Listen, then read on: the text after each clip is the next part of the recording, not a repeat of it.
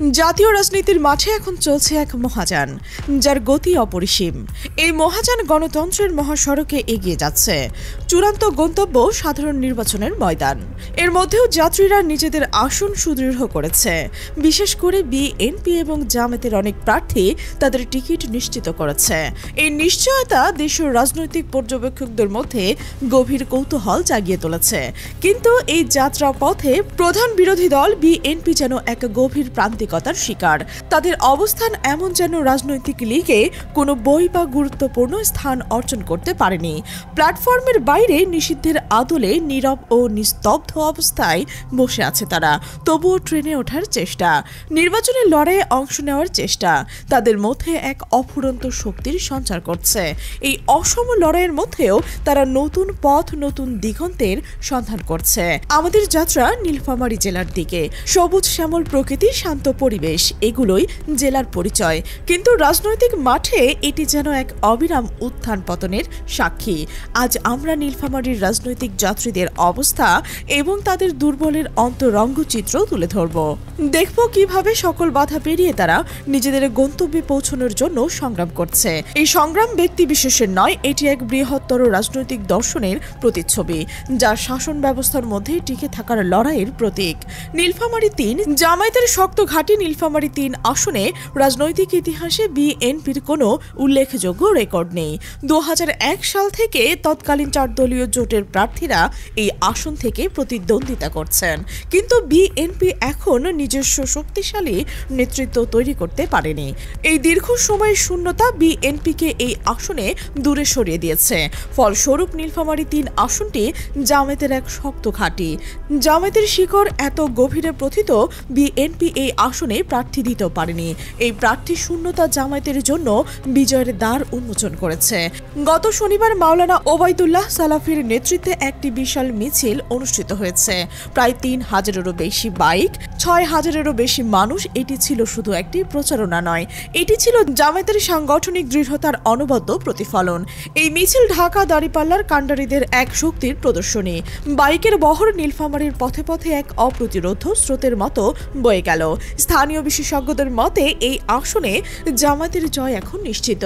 বিএনপির জন্য এটি এক বড় পরাজয়ের ইঙ্গিত। নীলফামারী ২ আসনে দমন-পীড়ন আর জামায়াতের পুনর্জাগরণ হিসেবে ধরা হয়। নীলফামারী ২ আসনে বিএনপিরও জয়ের কোনো সুনির্দিষ্ট রেকর্ড নেই। কিন্তু এই আসনে ঘটেছে এক গভীর ইতিহাস। ক্ষমতাসীন দলের সংসদ সদস্য আসাদুজ্জামান নূর তার ক্ষমতা ব্যবহার করে জামাত শিবিরের ওপর কঠোর দমন-পীড়ন চালিয়েছেন বলে অভিযোগ রয়েছে। ২০০৮ সালের পর থেকে নূর সংসদ সদস্য হওয়ার পর জামাত শিবিরের নেতা কর্মীদের বিরুদ্ধে জেল, জুলুম, নির্যাতন, গুম, এমনকি খুন, এই সব অভিযোগ উঠেছে। এই দমন-পীড়ন অঞ্চলের রাজনৈতিক পরিস্থিতিকে উত্তপ্ত করেছিল। কিন্তু আশ্চর্যের বিষয়, এত দমন-পীড়ন সত্ত্বেও জামাত শিবিরের দাপট কমেনি, বরং বৃদ্ধি পেয়েছে। তাদের সাংগঠনিক শক্তি অক্ষুণ্ণ, যা তাদের কর্মীদের মধ্যে গভীর আত্মবিশ্বাস তৈরি করেছে। স্থানীয়দের ধারণা, এই আসনে বিএনপি মনোনীত প্রার্থী ASM সাইফুল্লাহ রুবেলকে জামাত মনোনীত প্রার্থী অ্যাডভোকেট আল ফারুক আবদুল্লাহ লতিফ বিপুল ভোটের ব্যবধানে পরাজিত করবেন। এই পূর্বাভাস বিএনপির জন্য কঠিন বাস্তবতার ইঙ্গিত। নীলফামারী ৪ বিহারি ভোট ব্যাংক ও কৌশলগত ভুল। নীলফামারী ৪ আসন সৈয়দপুর ও কিশোরগঞ্জ উপজেলা নিয়ে গঠিত। এখানকার রাজনৈতিক সমীকরণ জটিল। সাধারণ জনগণের মধ্যে এক গভীর প্রশ্ন, বিএনপি কেন এমন প্রার্থী সিলেকশনে গেল, যা তাদের নিজেদের জন্যই প্রশ্নবোধক চিহ্ন তৈরি করেছে। বিএনপি এই আসনে আব্দুল গফুরকে মনোনীত করেছে, যিনি ইউনিয়ন পরিষদের চেয়ারম্যান। তার মনোনয়ন অপ্রত্যাশিত। সাবেক সংসদ সদস্য ও সৈয়দপুর পৌর মেয়র আমজাদ হোসেন সরকারের ভোজের ছেলে ওই আসনের প্রার্থী হওয়ার প্রত্যাশা ছিল। ভোজ এর ছেলে বিশেষ করে বিহারি ভোটারদের মধ্যে এক শক্তিশালী আধিপত্য বজায় রাখতেন। সৈয়দপুরের বিহারি জনগোষ্ঠীর ঐতিহাসিকভাবেই নির্দিষ্ট দলের প্রতি ঝুঁকে থাকে এবং ভোজের ছেলে সেই বিহারি ভোট ব্যাংক অত্যন্ত শক্তিশালী ছিল। অন্যদিকে জামায়াতের প্রার্থী হাফিজ আবদুল্লাহর বিহারি ভোটারদের সাথেও চমৎকার যোগাযোগ রয়েছে। স্থানীয় পর্যবেক্ষকদের মতে, যদি আমজাদ হোসেন সরকার ভোজের ছেলেকে প্রার্থী করা হতো, তাহলে সেই বিহারি ভোট ব্যাংক তার দিক থেকে যেত, যা বিএনপিকে সুবিধাজনক অবস্থানে রাখত। কিন্তু ভোজের ছেলেকে প্রার্থী না করায় এই গুরুত্বপূর্ণ ভোট ব্যাংক এখন জামাতের দাঁড়িপাল্লার দিকে ঝুঁকে গেছে। গ্রামীণ এলাকাতেও জামাতের প্রার্থীর শক্তিশালী অবস্থান রয়েছে। বিএনপির এই মনোনয়ন কৌশলগত ভুলের এক উদাহরণ। নীলফামারী 1 আসন ডোমার ও ডিমলা উপজেলা নিয়ে গঠিত। এটি জামায়াতের জন্য সবচেয়ে কঠিন বলে বিবেচিত হলেও পরিস্থিতি তাদের অনুকূলেই চলে যাচ্ছে। বিএনপির প্রার্থী তারেক রহমানের খালাতো ভাই ইঞ্জিনিয়ার শাহরিন ইসলাম চৌধুরী তুহিন তার স্লোগান এবার জিতেই মন্ত্রী হবেন। এই উচ্চাকাঙ্ক্ষা স্থানীয় নেতাকর্মীদের উদ্দীপনা জাগিয়ে তোলে, কিন্তু দুর্ভাগ্যবশত তার স্বপ্ন পূরণ হয়নি। তিনি মন্ত্রী হননি, সাবেক সংসদ সদস্য হিসেবে নিজেকে অধিষ্ঠিত করতে পারেননি।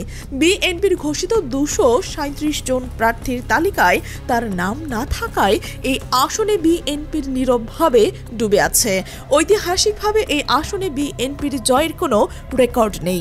1991 সালে জামাত 22,000 ভোট পেয়েছিল, বিএনপি মাত্র 1,919 ভোট। 1996 সালে তুহিন 20,000 ভোট পেয়েছিলেন, জয়ের জন্য তা যথেষ্ট নয়।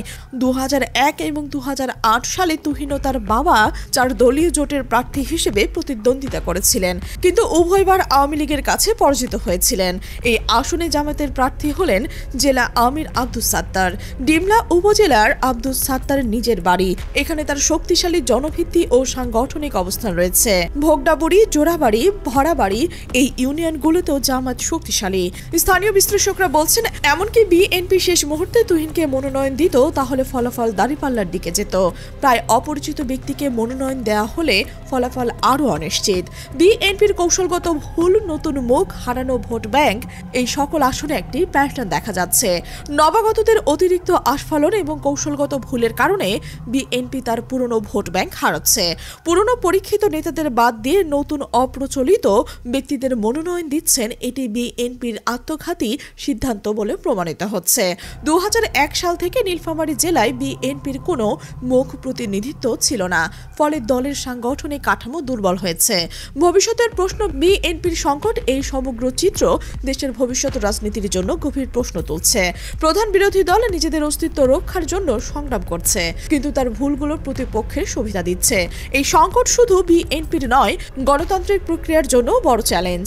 ভোটের এই মহাযানে কে হাসবে শেষ হাসি তার সময় বলে দেবে, কিন্তু নীলফামারীর এই চিত্র জাতীয় ক্যানভাসের ক্ষুদ্র প্রতিচ্ছবি। এটি আমাদের রাজনৈতিক ভবিষ্যৎকে ভাবিয়ে তুলছে।